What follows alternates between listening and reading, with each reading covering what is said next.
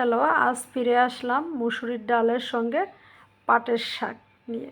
প্রথমেই ডাল ভালো করে চটকে ধুয়ে নিব। 3-4 বার পানি পাল্টিয়ে ডাল ধুয়ে নিলাম। এবারে একটি প্যানে কিছু পানি গরম করলাম, তার মধ্যে দিয়ে দিলাম ডাল সিদ্ধ হয়ে আসছে প্রায়। তারপরে দিয়ে দেব পেঁয়াজ কুচি, রসুন কুচি এবং কাঁচামরিচ ফালি, একটু হলুদ দিয়ে, পরিমাণ মতো লবণ দিয়ে নেড়েচেড়ে আবার ঢেকে দিব।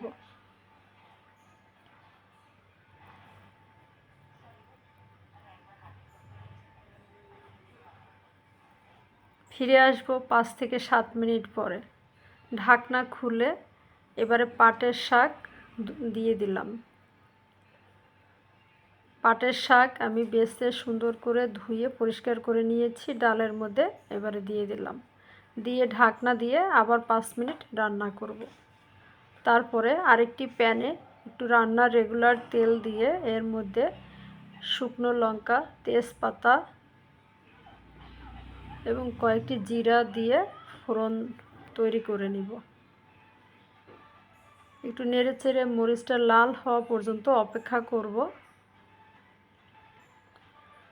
তারপরে দিয়ে দিলাম পেঁয়াজ এবং রসুন কুচি, দিয়ে একটু ভাজা ভাজা করে নিব যতক্ষণ পর্যন্ত পেঁয়াজ এবং রসুন ভালোভাবে লালচে না হয়।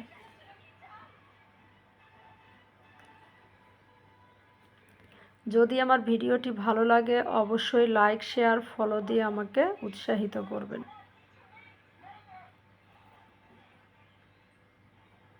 এবারে প্রায় ভাজা হয়ে গেছে, তার মধ্যে ঢেলে দিলাম সে পাটের ডাল দিয়ে রান্না করা, দিয়ে আবার 5 থেকে 7 মিনিট রান্না করে নিব। একটু দেখলেই বুঝতে পারবেন কিভাবে রান্নাটি হয়েছে। আর প্রায় হয়ে গিয়েছে পাট শাক দিয়ে ডাল রান্না করা। ধন্যবাদ।